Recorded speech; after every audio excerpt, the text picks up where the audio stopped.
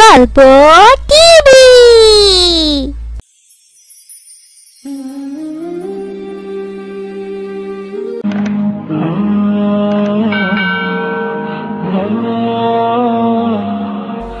আসসালামু আলাইকুম। কি ব্যাপার, তোমার ছেলে কোথায়? তোমার ছেলের পড়াশোনার জন্য এত টাকা খরচ করলাম, কই তোমার ছেলের তো কোনো চাকরি হচ্ছে না। আমি আমার সব টাকা পয়সা তোমার ছেলের পিছনে শেষ করেছি, কোনো ফায়দা পেলাম না। কি ব্যাপার, তোমার ছেলের তো কোনো চাকরি হচ্ছে না। ওয়ালাইকুম সালাম। কি হয়েছে তোমার? তুমি এমন করতেছো কেন? আবু রায়হান তো আজও ওর কাগজপত্র নিয়ে একটা ব্যাংকে চাকরির পরীক্ষা দিতে গেছে। এত বসে নাই, অনেক চেষ্টা করতেছে, আর ওর রেজাল্টও তো অনেক ভালো। সবটিতেই তো জিপিএ 5। তুমি আর চিল্লাচিল্লি করিও না। আজ আবু রায়হান আসলে আমি ওকে জিজ্ঞেস করিব কেন ওর চাকরি হচ্ছে না। আসসালামু আলাইকুম। কি হয়েছে? বাবা এমন চিল্লাচিল্লি করছে কেন আম্মি জান? বাবা প্রতিদিন ভাইয়াকে নিয়ে চিল্লাচিল্লি করে, তাই না আম্মি জান? আম্মি জান, তুমি বাবাকে বলো বাবা যেন ভাইয়াকে আর কিছু না বলে। ভাইয়া আমাকে বলেছে ভাইয়ার অনেক বড় চাকরি হবে, আর চাকরি হলে আমার জন্য চকলেট, খেলনা আরো অনেক কিছু নিয়ে আসবে। আম্মি জান, এবার আমাকে খাবার দাও, আর আমার স্কুলের ব্যাগটা গুছিয়ে দাও তো, আমার আবার স্কুলের সময় হয়ে গেছে। ওই যে দেখো, তোমার মেধাবী বেকার ছেলে আসছে। আমার টাকাগুলি জলে ফালাইলাম। ওরে না পড়িয়ে যদি 2 কানি জমি কিনতাম তবে ভালো হতো। আসসালামু আলাইকুম বাবা। কি বলতেছ আবল তাবল? ছেলেটা মাত্র আসছে। আবু রায়হান তো একটা ব্যাংকে চাকরির জন্য পরীক্ষা দিয়ে আসলো। যা বাবা যা, হাত মুখ ধুয়ে খেতে আস, মা খাবার দিতেছি। আমার ছেলেটার মুখটা একেবারে শুকিয়ে গেছে।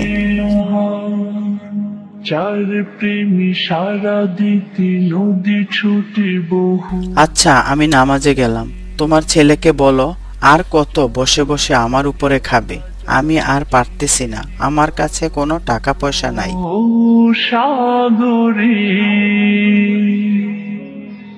আবু রায়হান বাবা, খাবার খেয়ে যাও।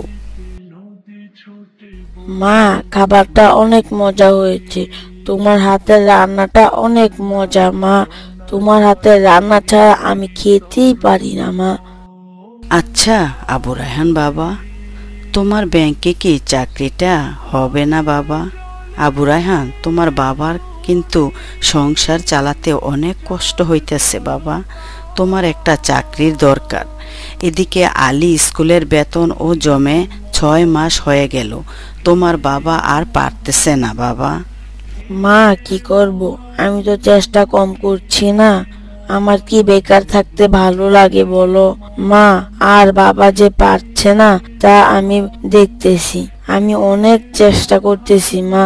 যেখানেই সার্কুলার দেখছি সেখানেই সিভি জমা দিতেছি, কিন্তু কোথাও চাকরি হচ্ছে না মা। সব কোটায় নিয়ে যাচ্ছে। কোটা আবার কি? এটা তো বুঝলাম না।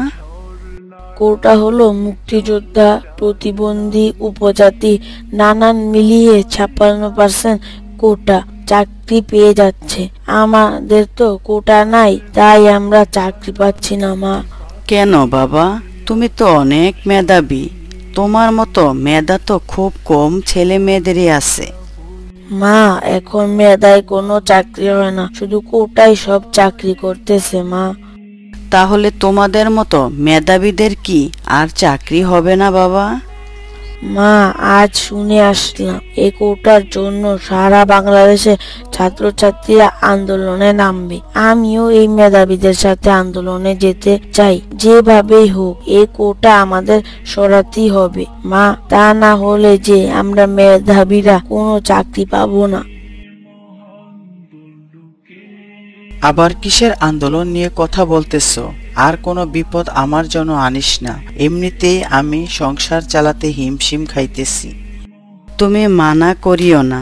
ওরা যদি এই কোটার জন্য না লড়ে তাহলে যে মেধাবীরা বেকার থেকে যাবে।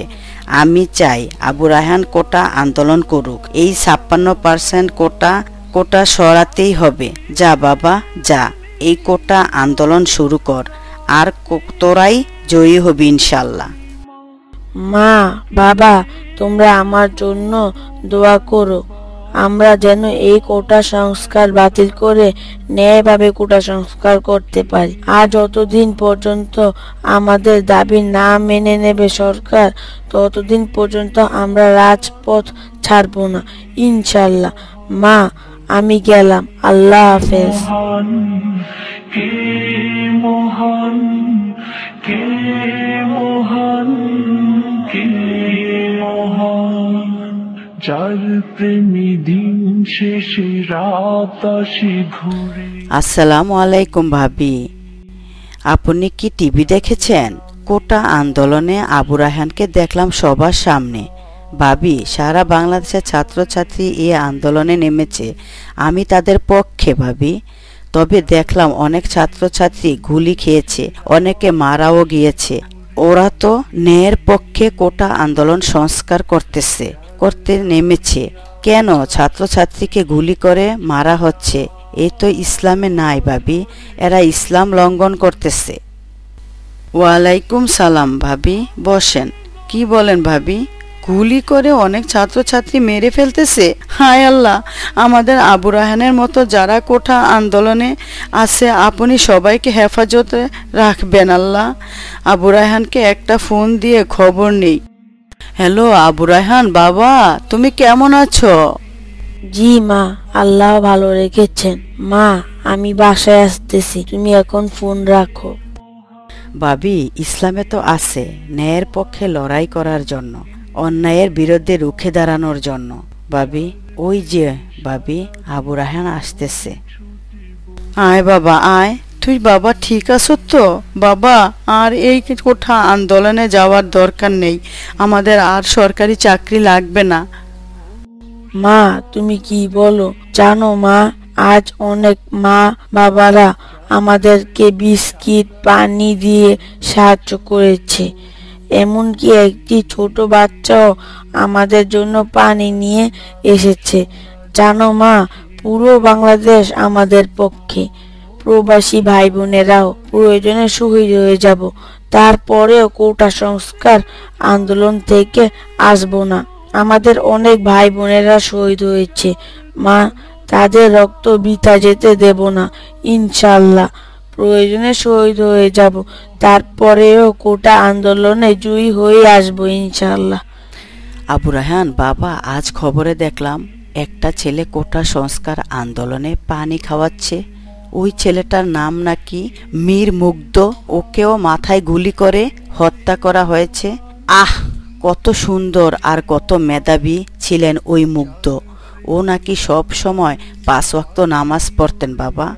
ওরা ছিলেন 3 ভাই, এর মধ্যে স্নিগ্ধ আর মুগ্ধ ছিলেন যমজ ভাই।